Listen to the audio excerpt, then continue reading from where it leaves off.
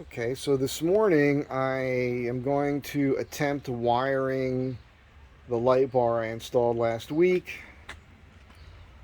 I was waiting because I couldn't find my soldering iron. I knew I had one somewhere, couldn't find it. They're not that expensive, so I bought another one. Got some shrink wrap. I got this KC thing that allows you to run this weather stripping down the side of the windshield to tuck the wire. I've got these magnetic things here that I can put on the roof to guide the wire to this with some zip ties. I got the wiring harness. I've got these black plastic shims here that I'm going to attempt cutting them smaller and drilling them out to take up the odd space on either side of the light bar where it comes off on an angle. You saw that in the last video. Here's some weather stripping I'm going to use for the back door. Pretty thick stuff. I'm going to put this on the metal where it meets up to the weather stripping that's on the vehicle already. I don't know if that's going to be a good idea or not, but I'm going to give that a shot. That's just a dust thing. And just a quick reminder, none of my videos are how-to videos. It's just how I'm doing what I'm doing. And I'm not showing you every step of the way on video and all that because I don't have the time for it. I'm trying to get it done, and if you're trying to shoot every step along the way because you're trying to show people how you're doing it, it's a whole day for something that might only take you 20 minutes. So I don't have that kind of time. But I do like to stop along the way and show you some tips that I'm doing. And just keep that in mind. Also, my van is not exactly like your van. Somebody made a comment in an older video of mine the other day when I was doing the spark plugs, and I didn't show how I pull the spark plug wires out or anything. I talked about it. I show you enough pictures. I discuss what I'm doing. You should be able to extrapolate the rest of it on your own. Changing spark plug wires is not a super complicated thing, but somebody made the comment basically, well, if you don't show how to change the last back wires, this video is useless. So I'm assuming they have a standard Astro van without a lift, and it is harder to get to those two. So yeah, but you can do it. You should get yourself a spark plug wire puller. Even I don't have one, and I've wrecked mine. I pulled them off and I had to get in there with pliers. I need to have one of those myself, but you really want one of those if you don't have a lift already. With a lift, I don't need to pull the wheels or anything. I just jack it up a little bit to make the wheels turn easy and reach right in there, and I can get them out. So if you're running a stock Astro van, I would say still jack it up, maybe remove the two front wheels and get to your spark plugs from under there. I'm not a mechanic. I'm just, figuring it out like everybody else. And bringing that up, this wheel, when I hit the brakes, it didn't do it on the way to the shop today because it's a little chilly this morning in LA, believe it or not. And but intermittently, when I touch or release the brake, I'm hearing a little clack up front. I know it's something a little loose in the caliper. I just got to wedge something in there or whatever. But the jack I had was that jack I picked up at Lowe's last year, and you've seen it. It was leaking oil inside its box. I returned it, and I can't find my floor jack. So I need another jack. And I want to get one made in the USA, bottle jack. And so that's where I'm at now. But I have to figure that out so I can fix that. Here's the light I'll be working on today. In a minute, taking advantage of the June gloom before the sun comes out. A couple ideas I was sketching out here.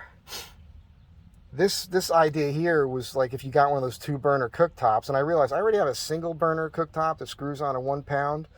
So this box is going to go there. I'm going to design it in a very similar way, and I'm going to line this with metal. And I'm thinking I'll just put a hole that the 1-pound will go in that I can screw the 1-burner cooker to. And I don't intend on using this inside the van. Maybe if I wanted to make some coffee or something. But the whole thing it slides right out of that spot. You put it outside anywhere you want. Maybe I'll rig it. I've been thinking about this. I've seen a lot of people mounting a rail here, or 2 of them, and then you can have a fold down table or one that clips in with some lines. These are all doable things. I don't know. This was an idea I'm having because a lot of times I'll sit on this in the van. It works great with the fold down table. And hey, if you have a little thing between your legs you could pull out and place something while you're working on something, that's real handy. And I thought if it is a box, maybe I'll put a drawer. I'm not saying I'm going to do this, but I think that's a neat idea for inside of a van. Doesn't take up hardly any space. And Yeah, I think I'm going to also put a tool roll together for the stuff I like to use, and maybe just keep the tools in here. It is so much easier than lifting up on this, wedging it up with the lid here, pulling the metal box out of there. So, yeah. And as you guys recall, the one step to get up on the roof.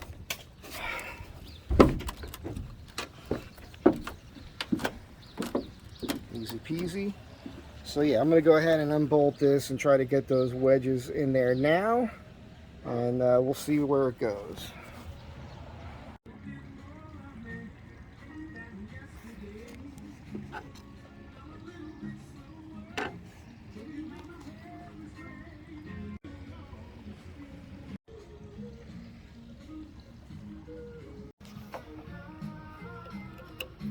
One of the things I did with this when I re-drilled the hole was I put the bit on an angle so that this bolt can feed through on the same angle so the threads will line up inside the light correctly.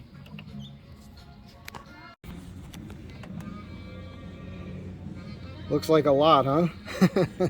So this is a wedge shim, and then I had to still take up gap on part of it with the rubber washer. Same thing here and here.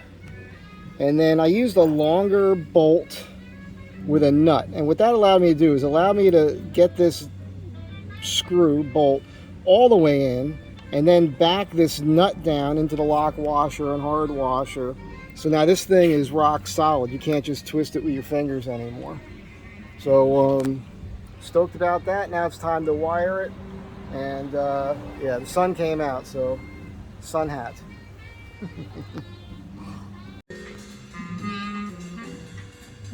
I have been really good about not eating sugar the last couple weeks. Sugar and no bread. I've been slimming up. These people were at the shop, they have a banana tree. She makes banana bread with bananas right off the tree. And yes, I'm gonna eat that. So you can see that the lead off the light, it only comes down halfway to the windshield, and the wiring harness has this sort of end on it. And they give you a couple more of these in the package. The problem is that gets so big, it won't fit inside this sleeve here, this KC Lights thing.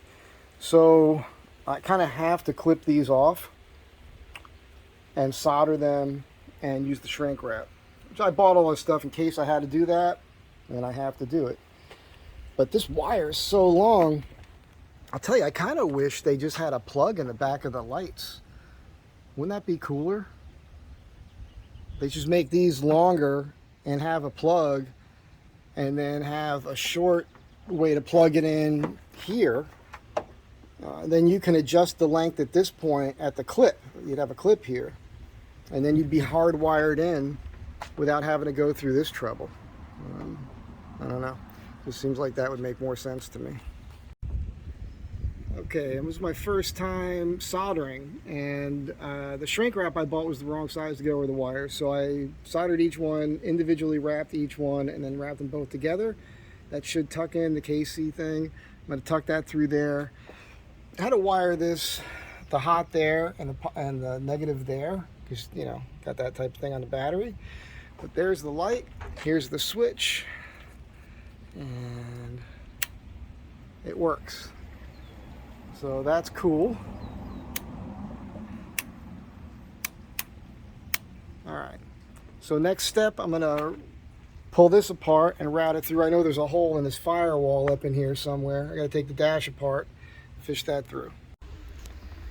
All right, so I thought this was gonna be easy. This is a wire that went to the rear heating and air conditioning, and it's running through a hole back here in the dash.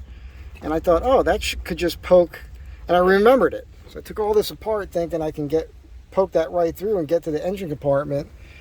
Cracked this while I was at it. So I'm gonna get a new bezel now. It's cracked there already, so. And went through all this trouble, took the air box off, looking for this hole. It does not exist. Took this out thinking there's a hole back here. It does not exist. So I think I'm going to take the whole thing apart and run a hole through the roof, because it's going to be this is super crazy. And I'm going to post this because one of you guys might say, oh, there's a real easy hole to fish through here or there. I'm not going to do something hokey. I'm not going to pinch it, you know, at where the doghouse comes under or anything like that. I want to do a hole. And it seems like there's a ductwork built into the heavy metal in here where things fish through somewhere. And I just can't figure that out. And you know what? If I did a hole up there, then I can just run it right through the headliner, run the wires down here, right underneath the dash to where I need it to go. And that's just the way it's going to be. So all that time, whole day today. I already cut this. I cut this to length, the KC thing, because I wanted to use the short piece on the windshield just to make sure I could, you know, work this in there, and I knew that that was going to work. So I can't even return that. And yeah, well, the light works. It's hard mounted better. But this wiring fiasco, it's a major hassle. So I'm just going to button everything back up, clip where I already soldered it, tuck that back up there, and then I'm just going to order one of those things to make a hole in the roof, which is going to be better anyhow because I can't get 2 wires inside this KC light thing. And there is the rear.